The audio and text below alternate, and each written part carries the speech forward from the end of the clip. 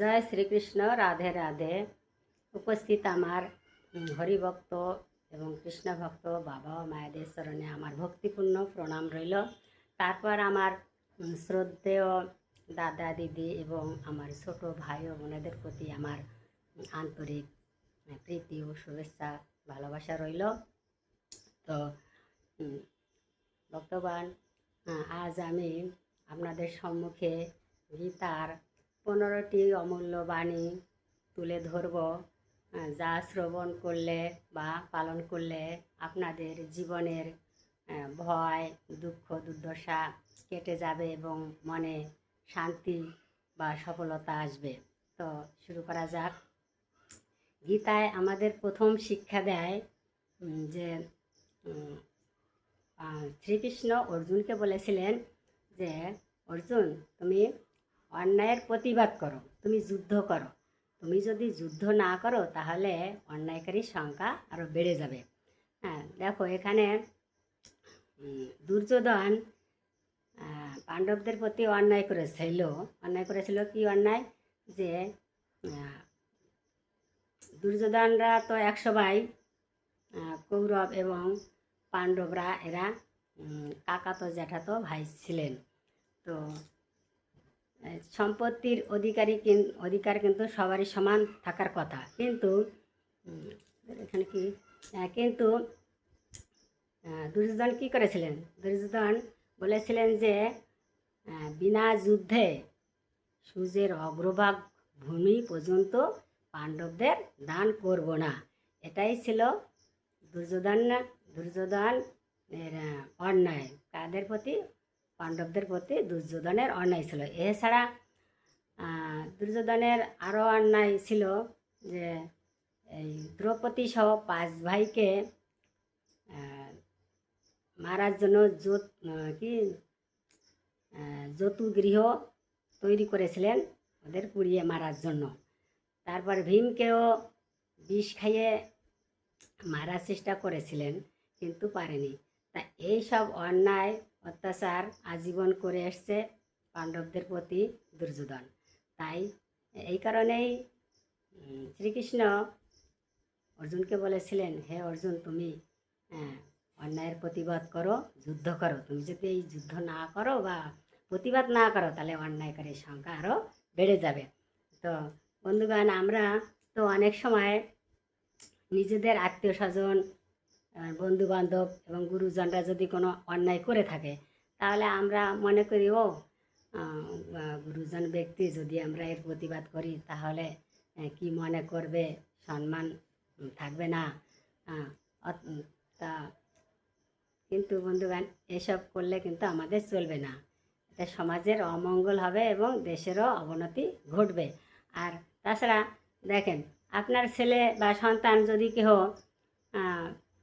কোনো মালিকের, একটা উদাহরণস্বরূপ বলছি, যে কোনো মালিকের বাগান থেকে যদি 1 কাঁদি পাকা কলা এনে যদি তোমাদের দেয়, যে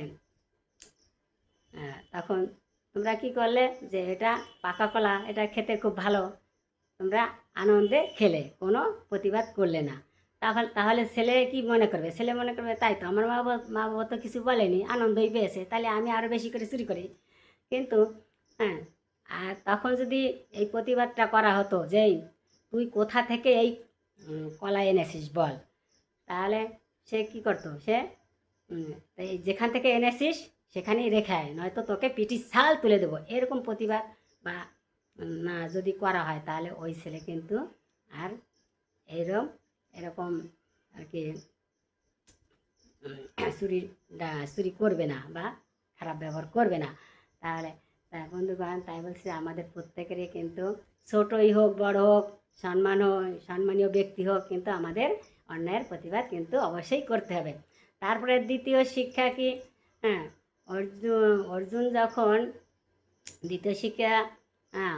যখন কুরুক্ষেত্রের যুদ্ধে মাঠে গেলেন, তখন দেখলেন যে এই কুরুক্ষেত্রের ময়দানে যাদের সঙ্গে অর্জুন যুদ্ধ করবে তারা সব নিজের আত্মীয় স্বজন।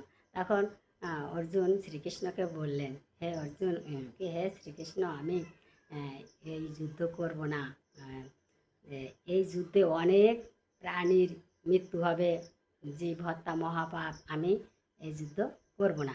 তখন শ্রীকৃষ্ণ কি বললেন? শ্রীকৃষ্ণ বললেন যে হে অর্জুন, আত্মার মরণ নেই। দেহের মরণ আছে, দেহের পরিবর্তন আছে, আত্মার কোনো পরিবর্তন নেই। আত্মা অবিনশ্বর, শাশ্বত, চিরনবীন। আর দেহের পরিবর্তন হয় কীরকম? দেহ যেমন এই যে আমরা শিশুকালে আমাদের যৌবন শিশুকালে যেমন থাকে দেহ, তার যৌবনে একরকম, আবার বার্ধক্যে হলে আমরা আমাদের দেহ কি জীর্ণ শীর্ণ হয়ে যায়, হ্যাঁ, ত্বক কুচকে যায়, চোখ নষ্ট হয়, দাঁত নষ্ট হয়, দাঁত পড়ে যায়, ইত্যাদি। তাই দেহের পরিবর্তন আছে, কিন্তু আত্মার কোনো পরিবর্তন হয় না, চির শাশ্বত।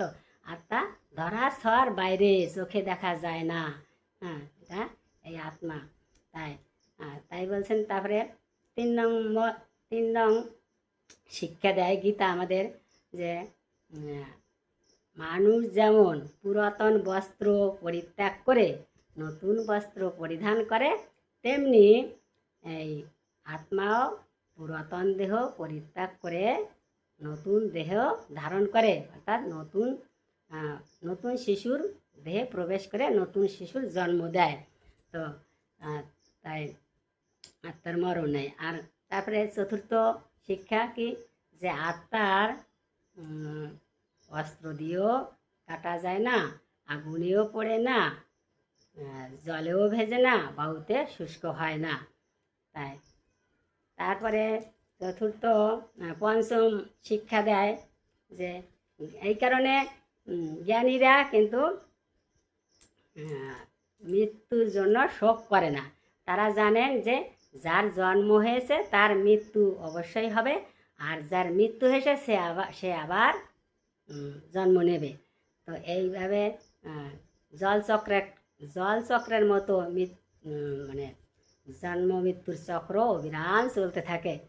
জলচক্র তো আপনারা জানেন যে যেমন সূর্যের তাপে নদী নালা খাল বিলের জল বাষ্প হয়ে উপরে উঠে গিয়ে ঠান্ডা ভারী হয়ে বৃষ্টি আকারে মাটিতে পড়ে, সেই জল আবার সেই জায়গা মতোই চলে যায়, মানে নদী নালা খাল বিলেই চলে যায়। তাই তেমনি আমাদের তারপরে জন্ম মৃত্যু চক্র এইভাবে চলে। তারপরে 6 নং শিক্ষা দেয় কি? যে মৃত্যু মানে শেষ নয়, মৃত্যু মানে নতুন জীবনের শুরু। কারণ আত্মার তো মরণ নেই, তাই নতুন জীবন আবার ফিরে জন্ম নেয়, তাই নতুন জীবন শুরু। তাই বলছে যে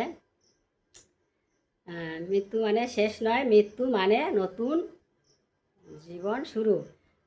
এই জন্ম, যদি তুমি এই জন্মে ভালো কর্ম করো তাহলে তোমার ভালো ঘরে গিয়ে জন্ম হবে। যেমন কোনো ভালো কর্ম করলে তোমার ধনী পরিবারে জন্ম হবে, অথবা একজন কৃষ্ণ ভক্তের গর্ভে তোমার জন্ম হবে। হ্যাঁ, আর যদি তুমি খারাপ কর্ম করো তাহলে তোমার কোনো অসুরের ঘরে অথবা কোনো পশুকুলে জন্ম হবে, অথবা নিচুকুলে জন্ম হবে। হ্যাঁ, তাই আমাদের সবসময় কি ভালো কর্ম করতে হবে। আর আমাদের মৃত্যুর সময় আমাদের সঙ্গে অনেকে বলে যে মৃত্যুর সময় শুধু হরির নামই সঙ্গে যায় না, আমাদের হরির নামও সঙ্গে যাবে এবং তার সঙ্গে আমাদের কি কর্মফলও সঙ্গে যাবে। জয় শ্রীকৃষ্ণ। তারপরে 6 নং শিক্ষা দেয় যে গীতা আমাদের শিখায় আমরা পরমাত্মার অংশ। কি আমরা এই পরমাত্মার অংশ। পরমাত্মা মানে কি? পরমাত্মা মানে আমাদের ভগবান শ্রীকৃষ্ণ, পরম ব্রহ্ম, পরমাত্মার অংশ আমরা জীবাত্মা। এই জীবাত্মা আমাদের দেহে পরমাত্মার অংশ জীবাত্মা। এই জীবাত্মা আমাদের দেহে বিরাজ করে, মানে কি ভগবান আত্মারূপে ভগবান আমাদের দেহে অবস্থান করেছে। তাই তারপরে 7 নং শিক্ষা দেয় কি? যে শ্রীকৃষ্ণ আরও বলেন তিনি সর্বভূতে বিরাজমান। তিনি কোথায় কোথায় থাকেন? তিনি আকাশে, বাতাসে, জলে, মাটিতে, তারপরে পাহাড় পর্বতে, প্রতিটি ধূলিকণায়, সব পৃথিবীর কোনায় কোনায়, সব জায়গায় ভগবান শ্রীকৃষ্ণ থাকেন বা ভগবান থাকেন, দেখা যায় না, বিশ্বজোড়া ভগবান তারপরে কি বলছে 8 নং শিক্ষা দেয়, গীতা আমাদের শিখায় এই পঞ্চভূতে দেহ গড়া, পঞ্চ হবে লীন, তার মানে আমাদের দেহটা পঞ্চভূত দিয়ে গঠিত। হ্যাঁ, যাহা আছে বিশ্ব ব্রহ্মাণ্ডে তাহা আছে দেহমাণ্ডে। হ্যাঁ, যেমন এই যে আমাদের দেহ কী দিয়ে গড়া, ক্ষিতি অফ তেজ মরুদ্বোম। হ্যাঁ, ক্ষিতি মানে মাটি, অফ জল, তারপরে মাটি, তেজ মানে আগুন, আর বায়ু, এইসব দিয়ে আমাদের দেহ গঠিত। আর আমাদের পৃথিবীতেও কিন্তু এই 5টা জিনিস আছে। তাই মৃত্যুর পরে যখন আমরা শেষ নিঃশ্বাস ত্যাগ করি, তখন এই নিঃশ্বাসের সঙ্গে আত্মাটা বেরিয়ে যায়, আর মাটির দেহ মাটির সঙ্গে মিশে যায়। এটা আমাদের গীতা আমাদের শেখায়। তারপরে 9ম শিক্ষা দেয় কি, গীতা আমাদের শেখায় সব কিছুর সৃষ্টিকর্তা এই ব্রহ্ম সনাতন, অর্থাৎ ভগবান শ্রীকৃষ্ণ। তো এই শ্রীকৃষ্ণ এমনকি এই দেবতারও সৃষ্টি এই ভগবান শ্রীকৃষ্ণই সৃষ্টি করেছে, দেবতা সৃষ্টি করেছেন। তাছাড়া এই যে পৃথিবীতে যত কিছু আছে সব জীবের সব কিছুর সৃষ্টিকর্তা এই ভগবান। তাই আমরা কি, আমরা ভগবানের সন্তান। গীতা আরও শেখায় যে আমরা সকলেই কিন্তু ভগবানের সন্তান, ভগবান শ্রীকৃষ্ণের উপরে আর কেউ নেই। তারপরে কি বলছে, হ্যাঁ, 11 নং শিক্ষা। হ্যাঁ, শ্রীকৃষ্ণ বলেন তুমি কর্ম করে যাও, ফলের আশা করো না, ফল ঈশ্বরের উপর ছেড়ে দাও। হ্যাঁ, তোমার কর্ম করার অধিকার আছে, কিন্তু ফল দেবার অধিকার তোমার নয়। তুমি যেমন কর্ম করবে তেমন তোমার ফলও তেমন তুমি পাবে। হ্যাঁ, তুমি যদি ভালো কর্ম করো তাহলে তোমার ভালো ফল পাবে, আর যদি তুমি খারাপ কর্ম করো তাহলে তুমি খারাপ ফল পাবে। তাই আমাদের কী করতে হবে, সবসময় ভালো কর্ম আমাদের করা উচিত। তাই 12 নং শিক্ষা দেয়, হ্যাঁ, শ্রীকৃষ্ণ বলেন বিপদে তুমি ভয় পেও না। হ্যাঁ, সবাই ছেড়ে গেলেও আমি তোমার সঙ্গেই থাকবো। হ্যাঁ, আর কেননা ভগবান তো আমাদের হৃদয়ের মাঝেই আছে। তাই বিপদের সময় ভয় পেও না, বিপদের সময় সাহস অবলম্বন করো আর ধৈর্য ধরো, আর বিপদের হাত থেকে বাঁচার জন্য চেষ্টা করো। জয় শ্রীকৃষ্ণ। তারপরে 14 নং শিক্ষা দেয় যে গীতা আরও বলেন তুমি নিজেকে ছোট মনে করো না, তোমার মধ্যেও অসীম শক্তি লুকিয়ে রয়েছে, তাকে জাগিয়ে তোলো। নিজেকে চিনিবার চেষ্টা করো, নিজেকে জানো, নিজেকে জানতে পারলেই ঈশ্বরকে জানাও চেনা যাবে। নিজেকে জয় করা মানে পৃথিবীকে জয় করা। নিজেকে জয় করতে পারলেই জীবনে শান্তি অনুভব করা যায়। জয় শ্রীকৃষ্ণ। তাই 15 নং শ্লোক না, এখানে 15 নং শিক্ষা, হ্যাঁ, ঈশ্বরের গীতা আমাদের শেখায় ঈশ্বরের প্রতি বিশ্বাস, ভক্তি, শ্রদ্ধা এবং ভরসা রেখে সৎ পথে চলে আর তোমার নিজের কর্তব্য পালন করে কর্ম করে যাও, অবশ্যই জীবনে সফলতা অর্জন করবে। জয় শ্রীকৃষ্ণ। রাধে রাধে। এখানে রাখছি।